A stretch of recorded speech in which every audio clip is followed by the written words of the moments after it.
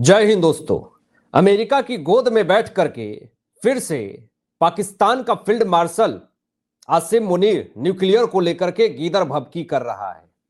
और इस गीदड़ भभकी पे भारत ने ऐसा अटैक किया है कि पूरे पाकिस्तान में पैनिक वाला माहौल क्रिएट हो चुका है। दोस्तों, मुल्ला मुनीर पिछले बार डिनर करने गया था डोनाल्ड ट्रंप के साथ व्हाइट हाउस में, तो क्या क्या इसने ईरान के अंदर कांड करवाए हर कोई देख रहा था। लेकिन इस बार फिर से अमेरिका में डिनर के दौरान न्यूक्लियर को लेकर के मुल्ला मुनीर ने गीदड़ भभकी कर दी, जैसा कि इसका पुराना आदत है। और चोरी चकारी करके 150 न्यूक्लियर वेपन बना लिए, जो कि ऐसा टेक्नोलॉजी भी नहीं है इसके पास कि ये दूसरे देश के ऊपर मार सके। अगर ये गलती से परमाणु चला भी देता है तो ये सोचने के लिए मजबूर हो जाएगा कि कहां गिरेगा। जो टारगेट ये हिट करेगा वहां पे लगेगा ही नहीं, इसके ही देश में वो परमाणु फट के खुद ही तबाह हो जाएगा। कहते हैं ना, विकास ही विनाश का कारण है।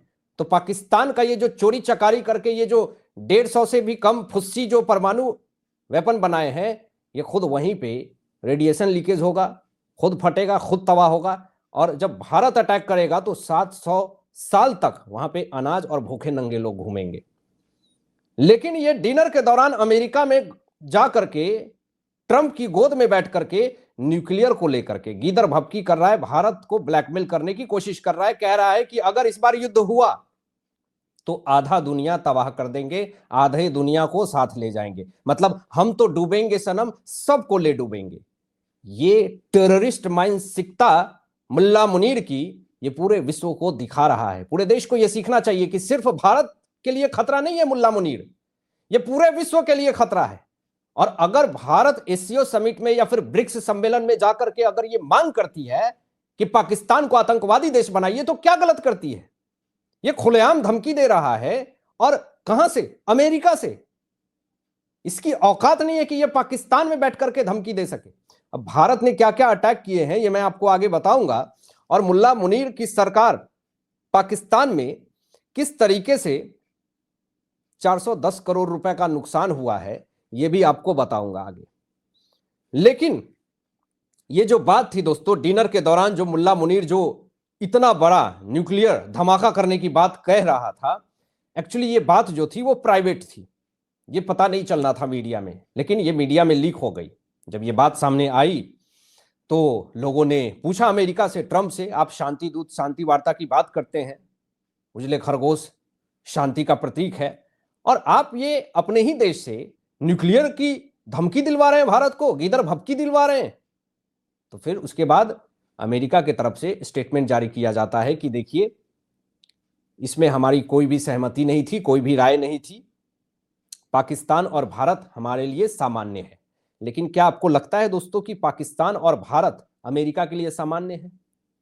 अगर सामान्य होता अमेरिका के लिए भारत, तो कभी 25% टैरिफ, कभी 50% टैरिफ, तो कभी 6 कंपनियों के ऊपर सैंक्शन, तो कभी दवाओं के ऊपर 250% टैरिफ ये कर रहे हो तुम। और दूसरी तरफ खनिज पदार्थ, न जाने तेल तो क्या, सारे क्रिप्टो करेंसी का पूरा हब पाकिस्तान में तैयार कर रहे हो, मेगा डील कर रहे हो, फाइनेंशियल सपोर्ट दे रहे हो, जिसमें पता है कि 9/11 हुआ, जिसमें पता है कि एबटाबाद में खोपड़ी खोला लादेन का, और उसी आतंकवादी देश को आप फाइनेंशियली सपोर्ट कर रहे हो। यानी अमेरिका की भी मानसिकता आप समझ लीजिए कि क्या है। अब ये जो गीदड़ भभकी दे रहा है, अब जरा देखिए, पाकिस्तान का पीएम शहबाज शरीफ खुल करके ये बात कह रहा है कि एक बूंद पानी छीनने नहीं देंगे, पानी रोका तो युद्ध होगा।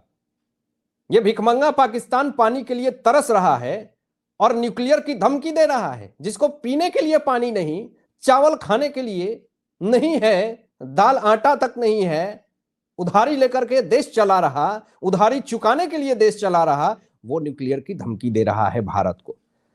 अभी भारत ने इसकी पूरी बखिया उधेड़ करके रख दी है, मैं आपको आगे बताऊंगा। उस पर बिलावल भुट्टो का स्टेटमेंट आता है कि पानी छीनना युद्ध का कारण बनेगा। यानी मुल्ला मुनीर ने अगर अमेरिका की गोद में बैठ करके न्यूक्लियर की धमकी दी तो इनके चट्टे बट्टे भी साथ में आ गए, चलो एक ही थाली में पूजा जाते हैं। अब यहां पे विदेश मंत्रालय की तरफ से दोस्तों स्टेटमेंट आता है कि यह काफी खेदजनक है कि यह बयान एक मित्र देश की जमीन से दी गई है, पाकिस्तान पूरा दुनिया के लिए खतरा है। आगे जरा देखिए कि मुनीर क्या कह रहा है। अपनी बेइज्जती खुद करवा रहा है कि भारत एक चमचमाती हुई मर्सिडीज है जो फरारी की तरह हाईवे पर आ रही है और हम बजरी से भरा एक डंप ट्रक है। तुम्हारी औकात तुमने खुद स्वीकार कर ली कि तुम एक बजरी से भरा डंप ट्रक हो जिसकी कोई अहमियत नहीं होती है। हम तेज से दौड़ने वाले मर्सिडीज हाईवे पे चलने वाले और हमारी इकोनॉमी इतनी तेजी से बूम कर रही है कि तुम्हारी औकात नहीं है कि तुम हमारे सामने खड़े हो सको। और खुद इस स्टेटमेंट के बाद से मुल्ला मुनीर की इतनी फजीहत हुई है सोशल मीडिया पे कि ये अपने आप की फजीहत खुद करवा रहा, ये पाकिस्तान को खुद ये बता रहा कि सबसे पिछड़ा हुआ देश है, सिर्फ आतंकवादिता में आगे है, और भारत मर्सिडीज कार फरारी की तरह है जो कि हाईवे पे दौड़ रही है, डेवलपमेंट कर रही है, हमारी जीडीपी बूम कर रही है, हमारा निफ्टी सेंसेक्स तेजी से आगे बढ़ रहा है। तो ये तकलीफ है मुल्ला मुनीर को भी और ये तकलीफ है ट्रंप को भी। अब जरा देखिए कि यहां पे मुनीर के अमेरिका की गोद में बैठ करके जो बयान दिया गया उसको भारत ने बकवास और बेफजूल की बातें कह दी। और भारत का यही मानना है कि पाकिस्तान जैसा देश जहां लोकतंत्र नहीं है, जहां सेना ही सब कुछ है, ऐसे देश के पास परमाणु कितना खतरनाक है ये अमेरिका को नहीं समझना चाहिए। और अमेरिका शांति वार्ता की बात करता है, अमेरिका चाहता है कि पाकिस्तान कुछ न कुछ हरकतबाजी करता रहे भारत के अंदर, और फिर मैं डिफेंस सिस्टम, अपना डिफेंस वेपन जो है वो पाकिस्तान को बेचता रहूं और हमारा कारोबार आगे बढ़ता रहे और हमारी इकोनॉमी जो है वो बूम होती रहे। टेररिस्ट मानसिकता को सपोर्ट करना भी एक बहुत बड़ा टेररिज्म कहलाता है दोस्तों, और ये अमेरिका इसमें सबसे ज्यादा अव्वल उदाहरण के रूप में सामने आ रहा है। जरा देखें आप कि नरेंद्र मोदी जी ने पहले ही साफ कह दिया था कि भारत ब्लैकमेलिंग बर्दाश्त नहीं करेगा मुल्ला मुनीर, हम अपनी सुरक्षा के लिए हर संभव कदम उठाएंगे। इस धमकी के बाद से नरेंद्र मोदी जी के मुल्ला मुनीर की हालत खराब हो गई। मुल्ला मुनीर भले न्यूक्लियर को लेकर के धमकी दे रहा है दोस्तों, लेकिन इस गीदड़ भभकी से सोशल मीडिया पे मुल्ला मुनीर का बहुत ज्यादा मजाक उड़ रहा है, और इसीलिए भी इसको थोड़ा भारत ने गंभीरता से लिया इस धमकी को, न्यूक्लियर धमकी को, क्योंकि ये इंडिपेंडेंस डे के वक्त आ रहा है और इसीलिए भारत ने इसको आसानी से नहीं लिया कि चलिए दे दिया, नहीं, इसको गंभीरता से लिया। और अब इस पे भारत ने जो अटैक किया है इस गीदड़ भभकी के ऊपर, जरा सुनिए। मुल्ला मुनीर पूरी तरीके से खामोश हो गया दोस्तों। जरा देखें आप कि परमाणु युद्ध की धमकियों के आगे नहीं झुकेगा भारत। पाकिस्तान को भारत का करारा जवाब इसके बाद से, इस अटैक से, इस गीदड़ भभकी न्यूक्लियर वाली के अटैक से भारत के खामोश हो गया मुल्ला मुनीर। इसके पास अब कोई ऑप्शन नहीं बचा। अब हमारे रक्षानाथ जो हैं, हमारे रक्षा मंत्री जो हैं वो राजनाथ सिंह जी ने एक बड़ा स्टेटमेंट जारी कर दिया कि रक्षा उत्पादन में भारत ने लगाई लंबी छलांग, 5 साल में 90% की वृद्धि हुई है दोस्तों। अब 90% की वृद्धि हुई, इससे बौखला गया मुल्ला मुनीर। शहबाज शरीफ, बिलावल भुट्टो तक सिर पटक रहा है दीवारों पे, क्योंकि भारत हर सेक्टर में आगे है, हमारी इकोनॉमी भी बूम कर रही है, हमारा डिफेंस सिस्टम भी पूरा स्ट्रांग बन रहा है। 5 साल में 90% की वृद्धि हुई है डेवलपमेंट में। तो आप सोच लीजिए कि इससे आने वाले समय में पाकिस्तान की क्या हालत होगी।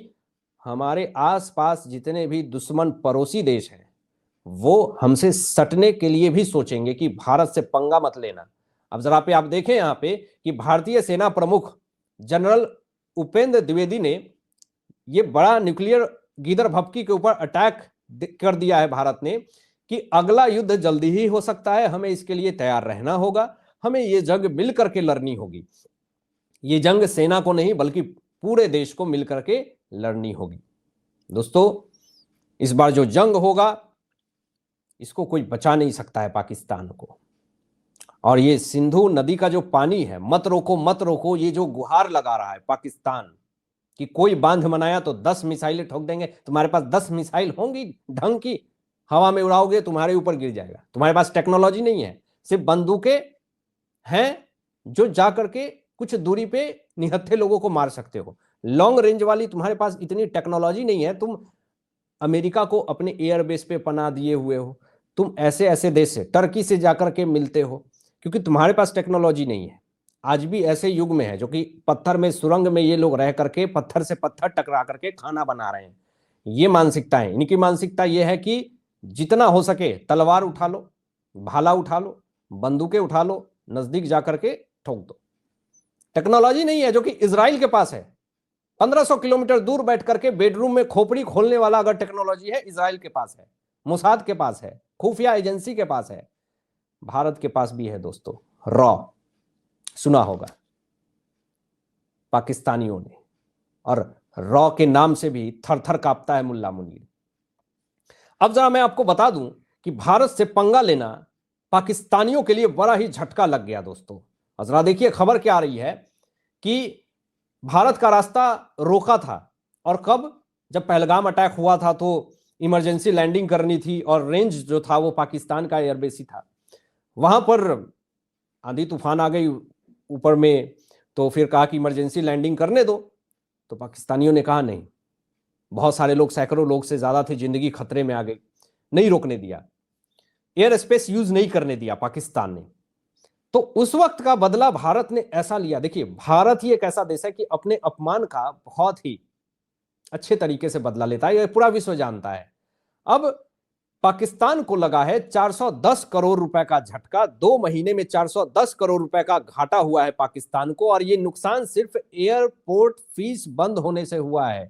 यानी भारत से अगर पंगा लिया तो यही दिन देखने होंगे पाकिस्तानियों। सुन लो आपकी क्या राय है इन तमाम विषयों पे, अपनी विचार व्यक्त कीजिएगा, और मिलते हैं लेटेस्ट ब्रेकिंग एनालिसिस के बाद। तब तक अपना ध्यान रखें, ख्याल रखें। सत्यमेव जयते। जय हिंद।